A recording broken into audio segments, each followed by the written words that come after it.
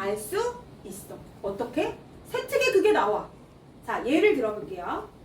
너희가 학교를 가서 이제 수행평가를 해. 선생님이 보통 일주일 전에 공지하거든요. 자, 수행평가 뭐 합니다. 다음 주 목요일에 합니다. 공지했어. 보통의 아이들 중학교 때 어떻게? 그때까지 아무것도 안 해.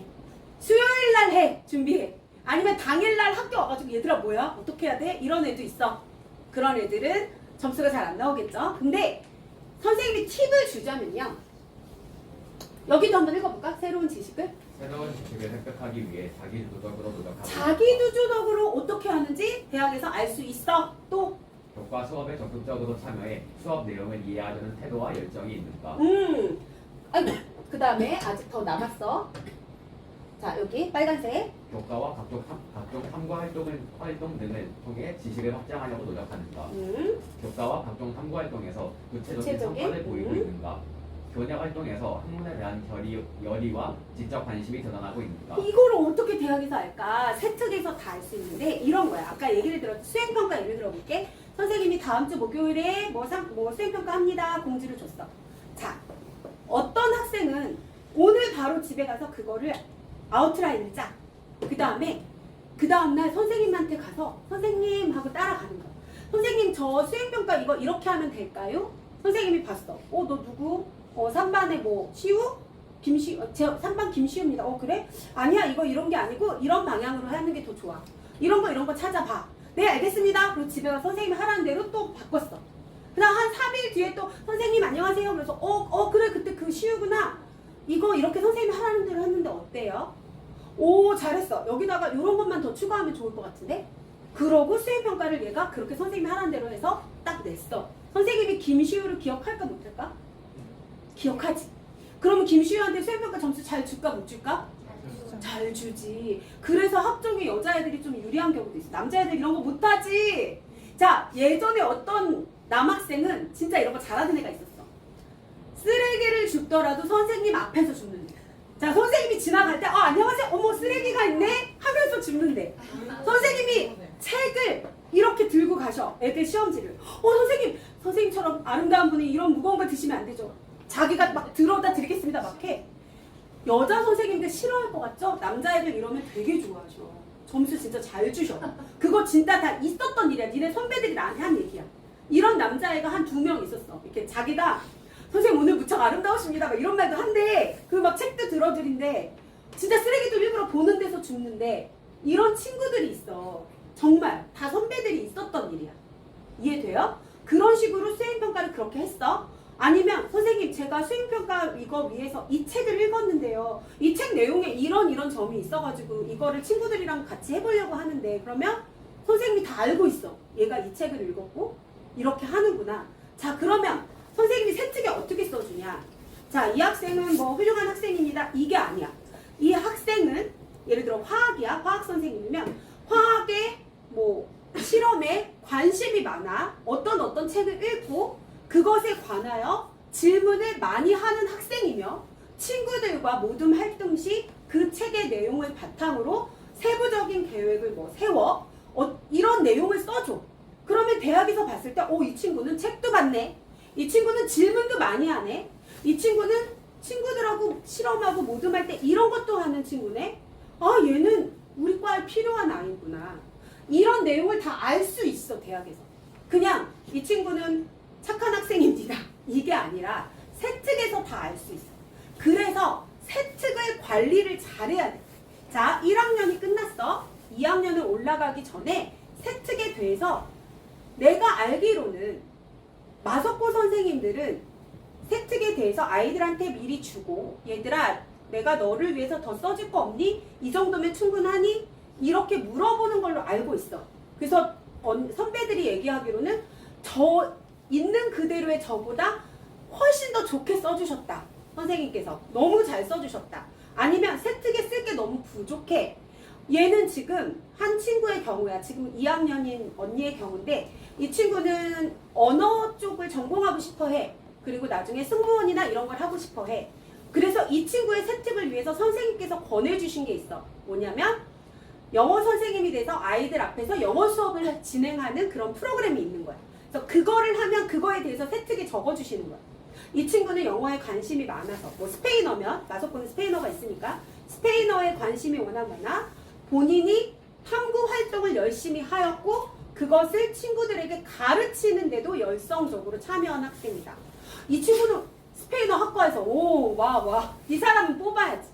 이해가 돼요? 무슨 말인지? 그런 활동들을 많이 해야 되는 게 바로 학종이고 세특인 거야. 그러니까 내가 학교 안에서 어떤 활동들을 많이 하느냐에 따라서 내 대학 입시도 결정된다는 거야. 공부는 당연히 각자 하는 거겠죠? 어떤 사람은 3등급, 어떤 사람은 2등급, 어떤 사람은 1등급 받겠고 그런 활동들이고 그런 활동을 많이 펼쳐주는 학교가 좋은 학교인 거야. 학종을 위해서. 정시를 말하는 게 아니야. 수시를 위해서, 학종을 위해서 아이들이 할 수 있는 활동거리를 엄청나게 펼쳐주는 학교가 좋은 학교인 거야. 그래서 내가 그걸 참여할 수 있어야 돼. 요거. 내가 또 아까 얘기했듯이 나는 무슨 정치외교학과를 갈 거야. 그러면 그쪽에 관련된 책을 읽었다거나 그쪽에 관련된 활동을 해야 될 거 아니야. 그런 활동들을 펼쳐줘야 되는 거지. 그런 학교가 학종에 유리한 학교, 수시에 유리한 학교인 거야. 심석부도 마찬가지로 생기부 같은 거, 세특 이런 거 아이들한테 어떻게 더 써줄 게 없니? 이렇게 한다고 들은 적도 있고 양쪽 다 선생님들께서 신경 써주신다고 듣긴 했어요. 그러니까 여러분들이 알아서 판단해서 가면 될 것 같아요. 그 다음에 아까 얘기했듯이 선택 과목을 고1 때 골라요. 고2 때부터 거기 책에 보면 예를 들어 독서 얘기했어. 지대 야시 뭐예요? 지대 야시? 지적 대화가 가능한 넓고 얕은 지식을 말하는 거야. 여기가 이제 고1, 고2, 고3이야. 예를 들어서 내가 이런 철학 쪽으로 가려고 해. 그러면 이런 책을 읽는 거야. 나는 이 질문이 불편하다. 이런 책을 읽었어. 질문에 대해서 생각해 봤어. 철학은 어떻게 삶의 무기가 되는가. 이제 2학년 때 이런 책을 또 읽었어. 마태효과. 3학년 때 정의와 복지를 위한 투쟁, 원숭이에 대한 자본론론. 이런 책을 읽어서 이걸로 해서 내가 쭉 어떤 활동을 펼쳤어. 이런 것들이 독서 활동이 되는 거야. 그래서 그거를 예전에는 생기부에 기록을 했지만 지금은 기록을 할 수 없게 돼 있지만 세특을 통해서 녹여낼 수 있다. 실제로 합격한 학생 거를 볼게. 독서 활동 5단계가 책 읽기, 추가적 탐구 뭘 했니? 그냥 책 읽었다가 끝이 아니야. 이 친구는 간호학과를 가려고 무슨 책을 읽었다. 이게 끝이 아니라 그걸로 뭘 했냐?